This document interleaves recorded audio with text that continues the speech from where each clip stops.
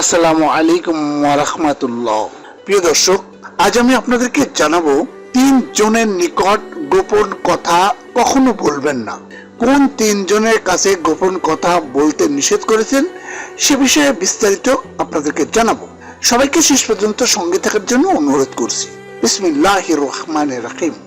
গোপন কথা যতক্ষণ নিজের মধ্যে থাকবে ততক্ষণ সেটা গোপনে থাকবে, আর যখন সেটা প্রকাশ করে দেওয়া হবে সেটা আর গোপনে রাখা সম্ভব হবে না। তবে কিছু কিছু ক্ষেত্রে বিশ্বস্ত লোকের কাছে গোপন কথা প্রকাশ করে পরামর্শ নেওয়া যেতে পারে। মানুষের জীবনে বহু লক্ষ্য থাকে, স্বপ্ন থাকে, আশা আকাঙ্ক্ষা থাকে। সেগুলো পূরণের জন্য অনেকে চেষ্টা করে, আবার অনেকে চেষ্টা করে না। যারা নিজের জীবনের লক্ষ্য পূরণের জন্য গোপনে বিভিন্ন পরিকল্পনা করে থাকে, সে সমস্ত পরিকল্পনার কথা কারো সামনে প্রকাশ না করাই ভালো। এতে তারা বাধা সৃষ্টি করতে পারে অথবা নেতিবাচক কথা বলে স্বপ্ন পূরণের মাঝে দেয়াল খাড়া করে দিতে পারে। মূলত জীবনের যে কোনো গোপন কথা উপযুক্ত মানুষ ছাড়া বলা উচিত নয়। শেখ সাদী রহমতুল্লাহ আলাইহিস সালামের খুব সুন্দর একটি উক্তি আছে, আর সেটি হলো 3 জনের নিকট কখনো গোপন কথা বলিও না। আর সেই 3 জন হলো স্ত্রীলোক অর্থাৎ নারী, আরেকজন হলো জ্ঞানহীন মূর্খ, আর আরেকজন হলো শত্রু। এই 3 জনের নিকট শেখ সাদী রহমতুল্লাহ আলাইহিস সালাম গোপন কথা প্রকাশ করতে বা বলতে নিষেধ করেছেন। তাহলে চলুন বিস্তারিত জেনে নেই। স্ত্রী লোক বা নারী বা মহিলার পেটে কথা রাখতে পারে না, খুব সহজে অন্য মহিলার সামনে প্রকাশ করে দেয়। জ্ঞানহীন মূর্খ, এই জ্ঞানহীন ও মূর্খ মানুষের উপকার করতে গিয়ে ক্ষতি করে দেয়।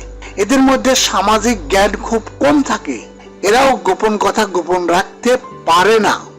তারপর হলো শত্রু। শত্রুর সামনেও মানুষ ভুল করে গোপন কথা বলে ফেলে। যেমন ধরুন, কোনো বিষয়ে শত্রুর সঙ্গে কথা কাটাকাটি হচ্ছে, আর যদি শত্রুকে বলে যতই শত্রুতা করো আমাকে আটকাতে পারবে না, আমার এই সমস্ত পরিকল্পনা আছে। আবার কেউ শত্রুর বন্ধুর কাছে নিজের পরিকল্পনার কথা সমালোচনা করে দেয়, পরবর্তীতে শত্রু তা জেনে নেয়।